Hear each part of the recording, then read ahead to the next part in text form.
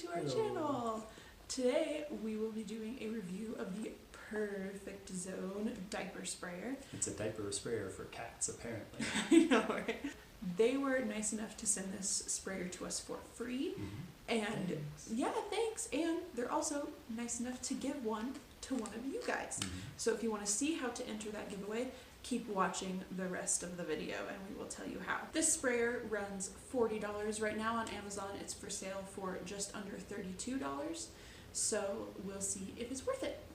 So this is the second time that we're installing a diaper sprayer. The first time we did it at our other house, it was a much more customized situation. We just we looked up some stuff on the internet for what other people had done. DIY. And just, yeah, did a DIY diaper sprayer situation. So we'll be able to compare what are the ups and downs of doing this instead of that. Let's see what this sprayer comes with. Aha!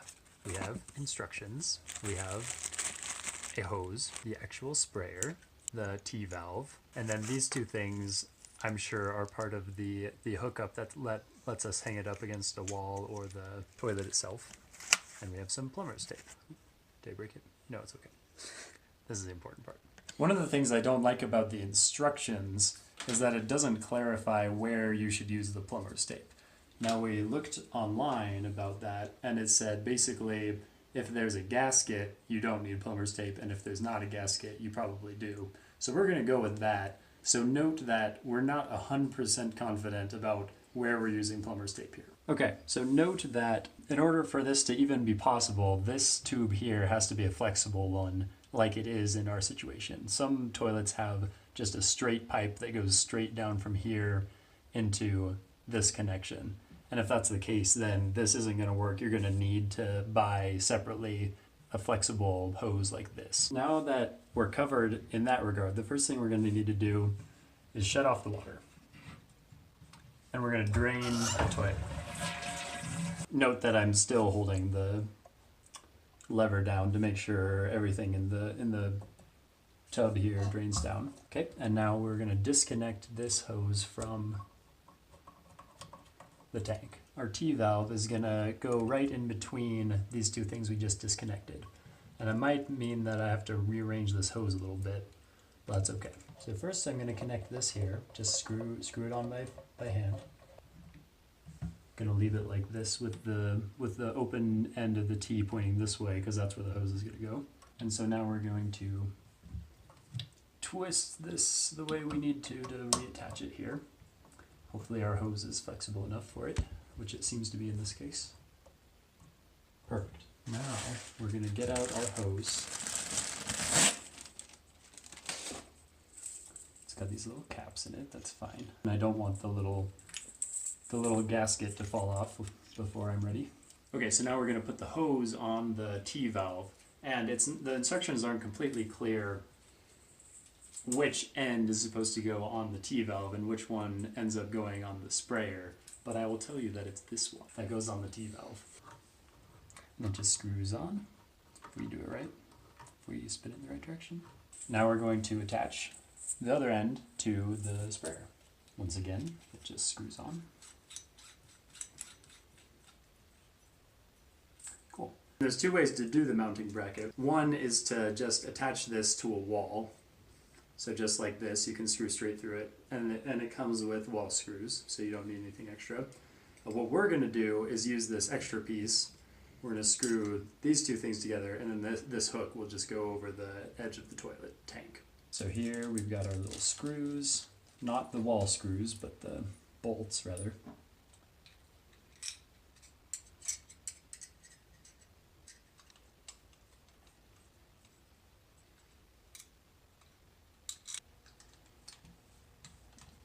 Okay, now we're nice and tight. Looks like there's some gunk in the holes here that for some reason, and now that came out. So now we're tight, and we've got these two pieces screwed together. We're gonna hook it up over the edge of our tank. Should just fit right there. Looks like it's got plenty of room, which hopefully when we put the tank back on, it kind of tightens that up so that it doesn't wiggle too much. It looks like this toilet tank isn't ideal for this situation because of how it Some toilet tanks just have this one really big lip all the way around that comes way down over the edge of the tank. And for that, I think that this design would work really well. For this design of tank lid, it's not working out very well because the metal part is getting stuck up all in this situation. So that is something to consider if you're considering buying this diaper sprayer. So we'll see if that's a deal breaker or if we'll have to go with the wall setting, or maybe it's just okay that it's not, that it's kind of awkward looking like that. It looks way nicer than our DIY hanging situation at our old house. So. Right. For our other diaper sprayer, we didn't have any kind of hook like this. I thought about doing something but never got around to it, so it just kind of ended up coiled on the ground. Okay, so let's see how the handle fits into the holder. Yeah, okay, that looks pretty nice. And it's nice that while it's actually in there, it's holding it more at a reasonable angle. When we take it out, it's gonna look kind of awkward, but for when we have company and stuff like that, it's gonna be in this state. So we're the only people that's gonna be seeing it when the sprayer is actually out of the stand. So that's nice enough. Great, so now all we need to do is turn the water back on. No, and hopefully it doesn't leak.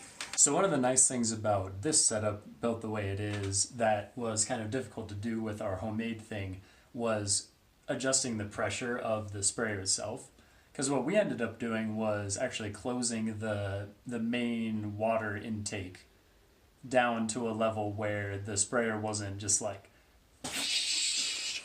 so but the implication of that is that the tank for the toilet didn't fill as quickly when you flushed it, which wasn't a big deal, but it's a consideration at least. Whereas in this case, let's look. In this case, we have this valve here that separately controls the pressure for the sprayer, and we can leave the main water pressure on where you would normally have it. So let's quickly just see how big of a difference that makes. So right now I think we have it on either off or very, very low pressure. Okay, so let's turn it on. Well, actually I'm gonna just hold the thing and turn it on a little bit and see what happens. Okay, ready? Okay. So that's about as soft as it can go while actually doing something.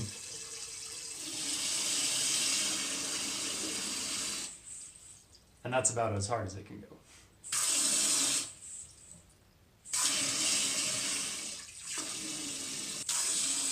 So it's a pretty concentrated stream, which is good because it will allow enough concentrated pressure to like peel stuff off of the diapers and everything.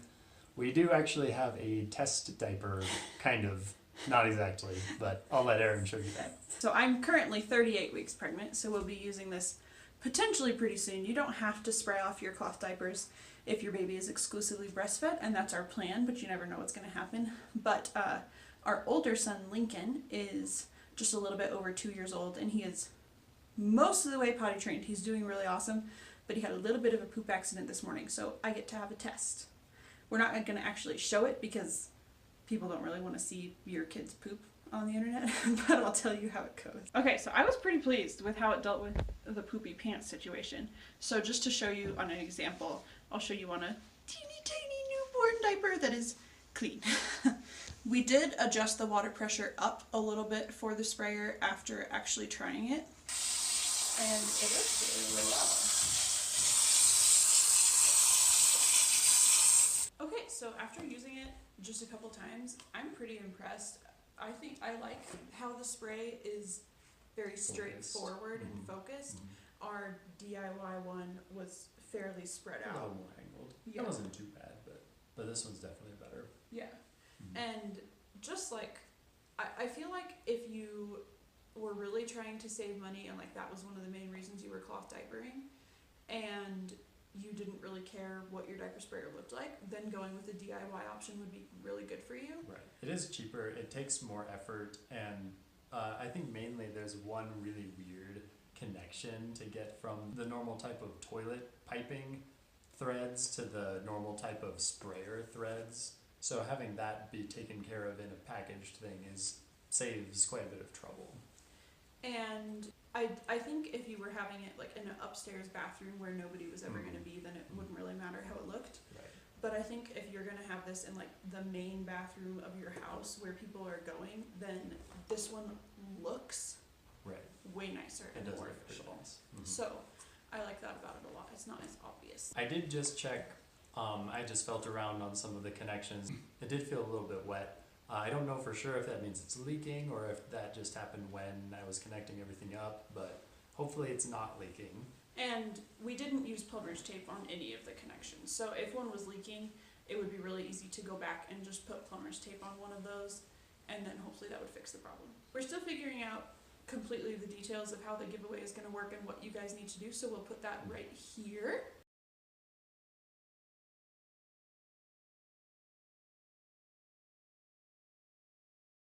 Okay guys, thank you so much for watching. Good luck with the giveaway. And if you liked this video, be sure to check out our other cloth diapering videos. I will link those up this way. And we also do vlogs with our family, which by the time you watch this might have expanded. Might be bigger. Who's? Yeah. Yeah, and if you have had a better or worse experience with a DIY diaper sprayer, we'd love to hear about it. Yeah, that would be great. Thanks guys. Bye.